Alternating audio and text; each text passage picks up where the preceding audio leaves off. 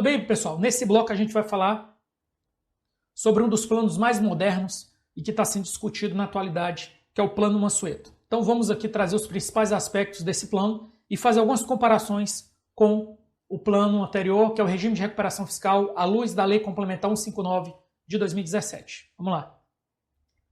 Então, o que é o plano?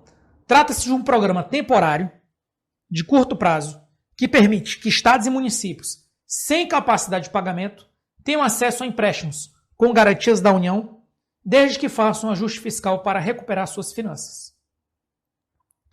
Para aderir ao programa, os estados e municípios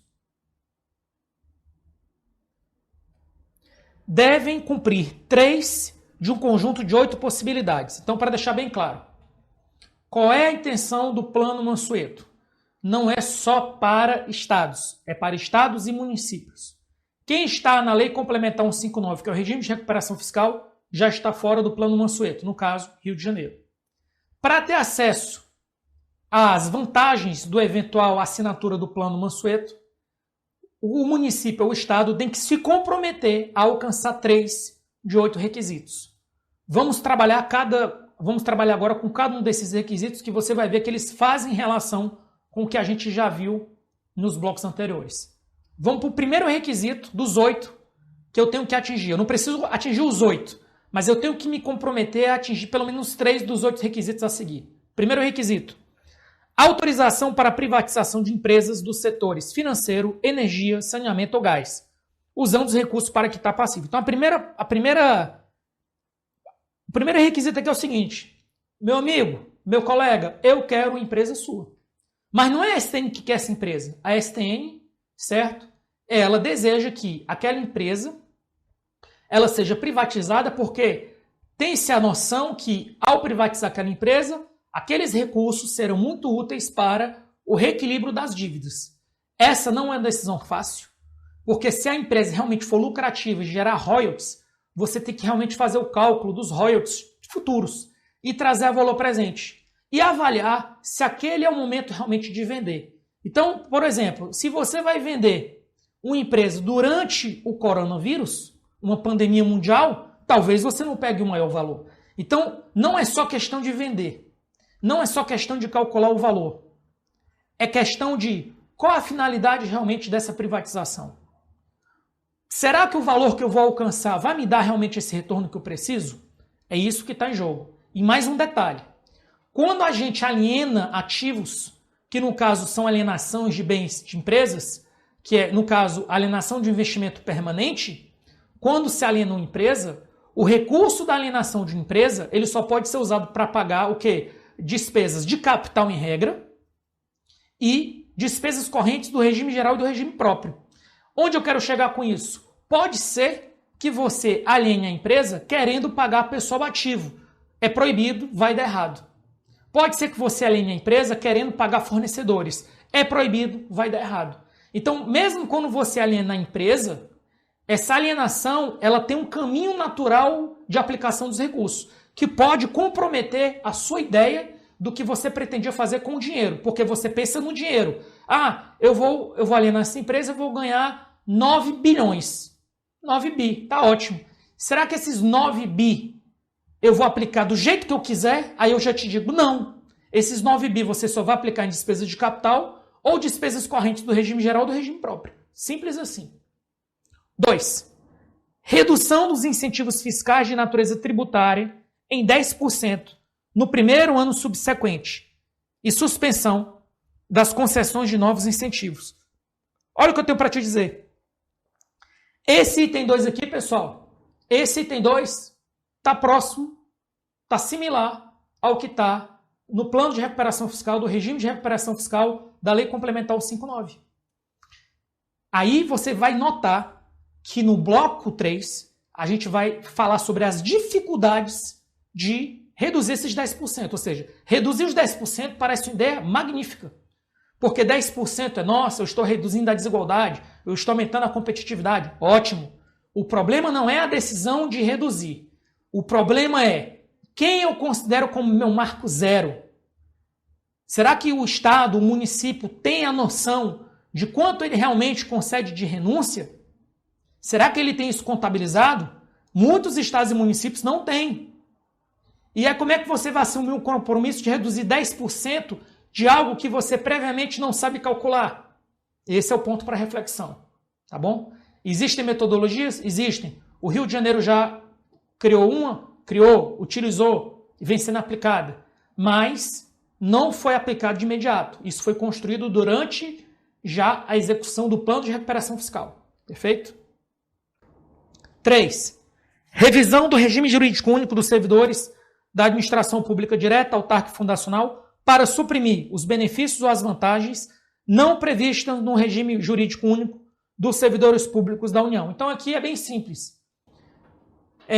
Existe a emenda constitucional 103 de 2019, que aprovou a reforma da Previdência e aplicou diversas regras para os servidores públicos federais.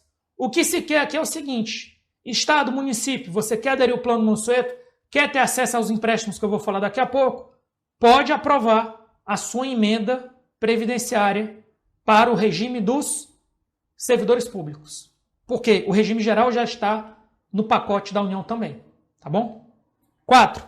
Adoção dos gastos, adoção do teto dos gastos limitados ao IPCA ou a variação anual da receita corrente líquida, o que for menor. Isso aqui, pessoal, é uma imitação da emenda constitucional 95 de 2016. Isso aqui é uma imitação da emenda constitucional 103 de 2019.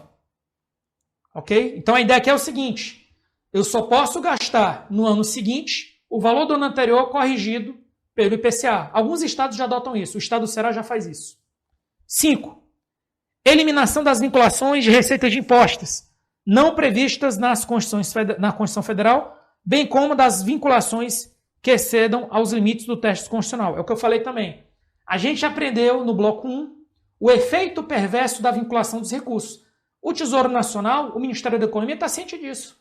E ele está querendo aproveitar o momento do Plano Mansueto para fazer o quê? Para reduzir o grau de vinculação. Com qual ideia? Aumentar a flexibilidade para o chefe do executivo estadual municipal para aplicar os recursos onde ele mais necessita, como, por exemplo, saneamento básico. Ele vai ter aquela margem de manobra.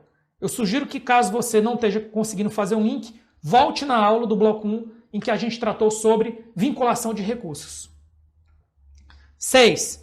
Adoção do princípio da unidade de tesouraria. Esse aqui pode parecer complicado, mas eu considero que isso aqui, independente, eu coloco assim o seguinte: esse sexto item é o item para cumprir a gaivota total. Gaivota é o score máximo. Porque às vezes o ente fica com dificuldade, o município. Será que eu vou alienar a minha empresa?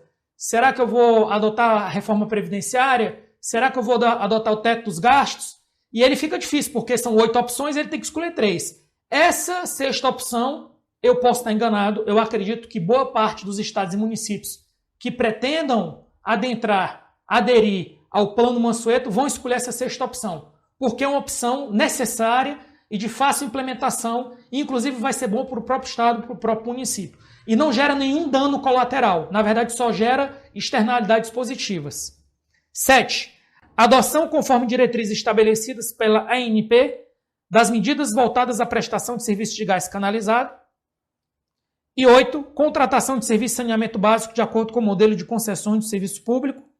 Quando houver companhia de saneamento, adotar o processo de desestatização. Então você está notando que a 8, de certa forma, ela tem a ver com a 1, certo? Que tem a ver com privatização. Então, se você, na verdade, adotar a 6, privatizar uma empresa de saneamento e se comprometer a contratar serviço de saneamento básico de acordo com o modelo, você já está apto a entrar no Plano Mansueto, se você for um estado ou município e tiver essas condições. E aí vem a dica. Lá na Lei Complementar 159, a gente tinha algumas medidas de incremento. Modernização fazendária, securitização da dívida ativa, leilão reverso, certo? Alienação de empresas. E aqui, acesso a operação de créditos facilitada. E aqui, o que é que o estado ou município ganha se ele aderir e se ele se comprometer a alcançar pelo menos 3 dessas 8 medidas? Primeiro, o valor efetivo a ser liberado dos estados que participarem, estados e municípios,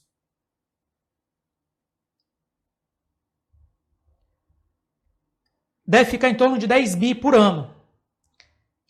A garantia será parcelada ao longo de 3, 4 anos e apenas com a mulher na poupança corrente a cada ano, o ente fará jus às parcelas adicionais. Então, onde é que a gente tira a poupança corrente? A poupança corrente, pessoal, seria lá o que a gente viu lá atrás, ó. A despesa corrente sobre a receita corrente. Isso aqui tem que ser menor do que 1. Onde é que eu vi isso aqui? Isso aqui a gente viu onde, pessoal? A gente viu na aula logo no início do curso, quando a gente falou sobre CAPAG. Então você está vendo que vários conceitos que a gente já trabalhou lá atrás, eles estão sendo usados agora de forma mais técnica e eu não estou repetindo eles novamente. Eu estou apenas aproveitando o momento e fazendo a relembrança. Despesas com pessoal. Pela LRF, os estados só têm 2 quadrimestres para voltar a se adequar ao limite da despesa com pessoal, de 60% da receita corrente líquida. Mas muitos estados estão gastando até 80%. Eu colocaria aqui nesse caso Minas Gerais. O Plano Mansueto concede um prazo maior, 5 anos para os estados voltarem a se adequar ao regime, com a despesa com pessoal a 60%, sendo o excesso reduzido no limite de 20% ao ano, ou seja, 1/5. Então, só para deixar claro, Minas Gerais, se tiver 80, ela tem um excesso de 20. 1/5 de 20 vai dar 4% ao ano. Tá ok? 4% ao ano para reduzir a despesa com pessoal. Nenhum estado ou município aderiu, pois ainda é um projeto de lei. Ok, pessoal? Então, com isso, a gente encerra aqui o bloco 2.